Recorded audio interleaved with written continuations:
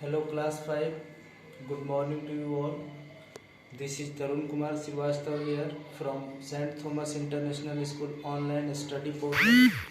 I am here in front of you with your grammar book in my hand.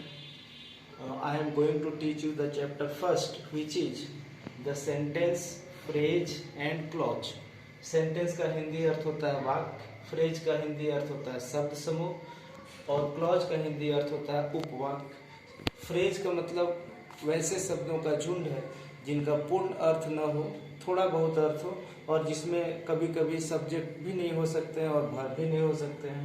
Clause वैसे शब्द समूहों को बोलते हैं जिसमें कम से कम एक सब्जेक्ट और एक वर्ब तो होता ही है। आइए इस चैप्टर को हम लोग ध्यान से क्रम से पढ़ें। पहले सेंटेंस का परिभाषा यहाँ दिया हुआ है। What is it? A sentence is a group of words that expresses A complete meaning.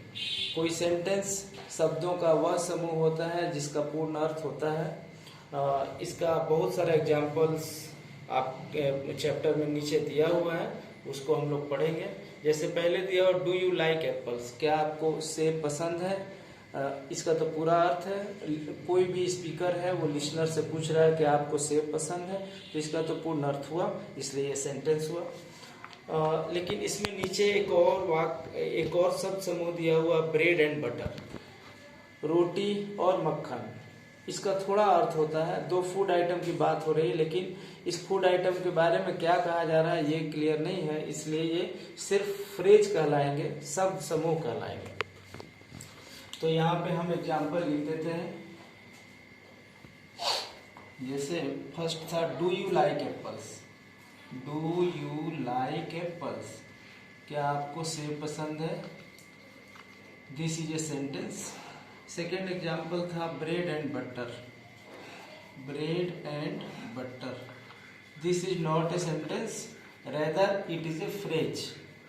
इसे फ्रेज कहेंगे, सेंटेंस नहीं कहेंगे। अब आपके चैप्टर में नीचे है काइंड्स ऑफ सेंटेंसेज। सेंटेंसेज कितने प्रकार के होते हैं? Kinds of sentences, kinds of sentences. आपकी बुक में 5 काइंड्स दिए हुए हैं जो कंप्लीट है। क्लास 1, 2, 3, 4 के बुक्स में 5 टाइप्स नहीं दिए हुए थे, जो कि अधूरा था, लेकिन इस क्लास में आपको कंप्लीटली पूरा काइंड्स बताया गया है, वो सही है। पहला टाइप है असर्टिव सेंटेंस। असर्टिव सेंटेंस का मतलब होता है निश्चयवाचक वाक्य। इसका एक और नाम है डिक्लेरेटिव सेंटेंस, इसका एक और नाम है स्टेटमेंट। दूसरा टाइप का सेंटेंस है इंट्रोगेटिव सेंटेंस। इसको क्वेश्चन भी बोलते हैं, ये 2 तरह का होता है, यस नो क्वेश्चन और WH क्वेश्चन। तीसरा टाइप का सेंटेंस है इंपरेटिव सेंटेंस, इसको बोलते हैं आदेश बोधक या आज्ञा बोधक वाक्य। ये भी 4 तरह के होते हैं, वो आगे हम लोग पढ़ेंगे। यहाँ दिया हुआ कमांड्स, रिक्वेस्ट, एडवाइस, और एक 4th वन होता है प्रोहिबिशन, जिसमें मनाही होती है।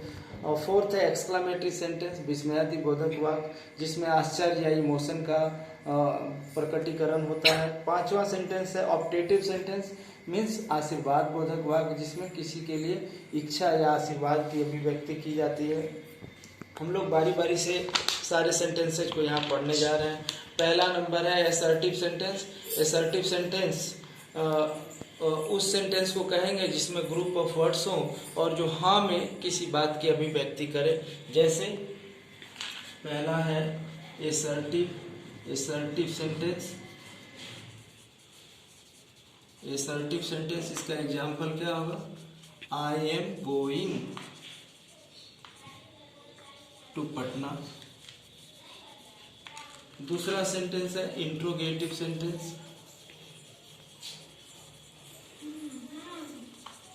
इंट्रोगेटिव सेंटेंस, इसका एग्जाम्पल होगा आर यू प्लेइंग।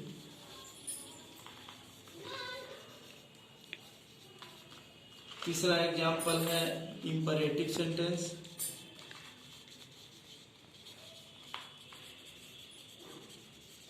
इसका एग्जाम्पल होगा गो टू मार्केट। चौथा है एक्सक्लामेटरी सेंटेंस।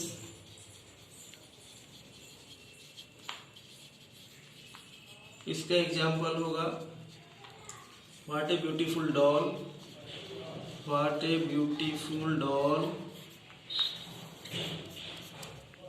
और फिफ्थ वन है optative sentence.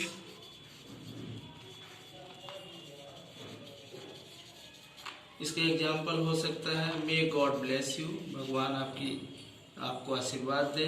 May God bless you. यहाँ हम लोग एक बात और ध्यान देंगे, असर्टिव सेंटेंस एक फुल स्टॉप से एंड होता है, इंट्रोगेटिव सेंटेंस एक क्वेश्चन मार्क से एंड होता है, इंपरेटिव सेंटेंस एक फुल स्टॉप से एंड होता है, और exclamatory and optative both sentences end with a mark of exclamation. Now I move on. In the second portion of this chapter, there it has been given here parts of a sentence. We have studied till now kinds of sentence. हम लोग sentence के kinds पढ़े हैं, अब हम लोगों को पढ़ना है parts of a sentence. Class 4 और 3 में हम लोग पढ़ चुके हैं a sentence has two parts. First one is a subject and the other part is a predicate. Subject and predicate. Example इसका देख सकते हैं हम लोग, जैसे है आई एम प्लेइंग क्रिकेट। इसमें क्रिकेट खेलने का काम आई कर रहा है, मैं क्रिकेट खेल रहा हूं, इसमें क्रिकेट खेलने का काम आई कर रहा है, तो ये सब्जेक्ट हुआ। और सब्जेक्ट के अलावा सेंटेंस के जो भी शब्द होते हैं वो प्रेडिकेट में रखे जाते हैं। तो यहाँ सब्जेक्ट की परिभाषा भी दी गई है कि सेंटेंस का वह भाग जो जिसमें करने वाला कौन है, काम करने वाला कौन है, इसका उल्लेख जिस पार्ट में होता है वो सब्जेक्ट कहलाता है। और प्रेडिकेट का परिभाषा दिया हुआ है, सेंटेंस का वह भाग जिसमें सब्जेक्ट के बारे में कुछ कहा जाता है, बताया जाता है, वो प्रेडिकेट होता है। हमेशा याद रखेंगे आप, करने वाले को पहचान लेने के बाद वो सब्जेक्ट होता है, लेकिन प्रेडिकेट में कम से कम एक वर्ब का होना आवश्यक है। Now we move on.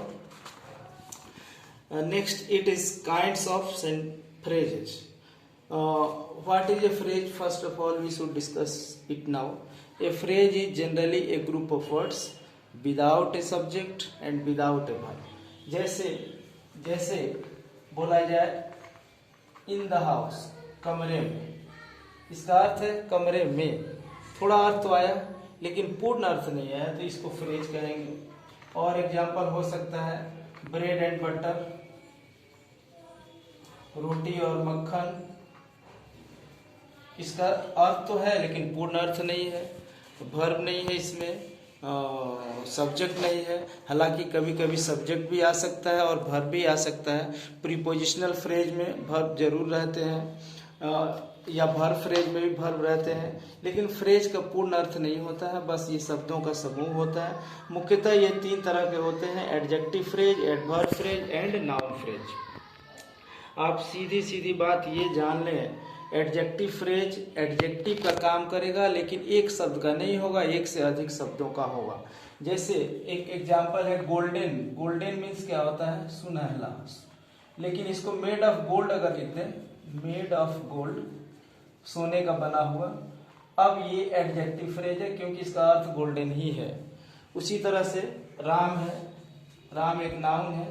अब इस नाउन की जगह द टॉल बॉय अगर हम लोग बोल दें, द टॉल बॉय, तो ये नाउन फ्रेज हो जाएगा। जैसे क्विकली, जैसे एक वर्ड है क्विकली, क्विकली मतलब तेजी से।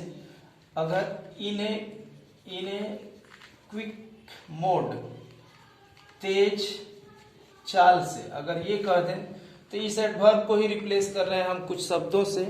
तो किसी एडवर्ब के स्थान पर अगर शब्द समूहों को लाएं और उसका पूर्ण अर्थ वो दे दे तो उसे फ्रेज कहेंगे।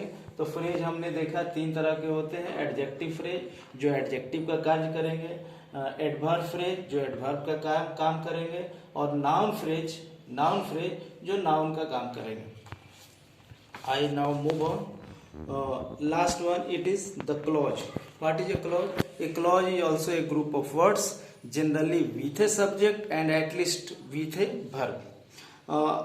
आगे की क्लासेज में हम लोग पढ़ेंगे कि क्लॉज भी मेनली दो तरह के होते हैं। एक प्रिंसिपल क्लॉज जिसको इंडिपेंडेंट क्लॉज भी कहते हैं, दूसरा सबऑर्डिनेट क्लॉज जिसको डिपेंडेंट क्लॉज भी कहते हैं। और सबऑर्डिनेट क्लॉज जो होता है वो तीन तरह का होता है, नाउन क्लॉज, एडजेक्टिव क्लॉज और एडवर्ब क्लॉज। और प्रिंसिपल क्लॉज वो क्लॉज है जो पूर्ण अर्थ देने के लिए खुद ही दे देता है, लेकिन सबऑर्डिनेट क्लॉज उसको बोलते हैं जो पूर्ण अर्थ के लिए प्रिंसिपल क्लॉज पे डिपेंडेंट होता है। डियर स्टूडेंट्स, इस तरह से हमने पहले चैप्टर को समझाने की कोशिश की है, इसके मुख्य बिंदुओं को बताने की कोशिश की है। अगर आपको इसमें कोई भी परेशानी हो तो व्हाट्सएप पेज पर आप कम्युनिकेट कर सकते हैं। इसका एक और वीडियो मैं बना सकता हूँ, आगे देखता हूँ, लेकिन इसके फेयर वर्क को तो मैं आपको करके दे ही दूंगा। मैं ये बात कहना चाहता हूँ कि इस पार्ट को आप घर पे भी 1, 2, 3 बार और पढ़ेंगे। जो भी क्वेरीज हो उसको आप क्वेश्चन मोड में लिख के भेज देंगे, हम उसको आंसर करने की कोशिश करेंगे। और तब तक के लिए take care, good bye, best of luck, study well, thank you.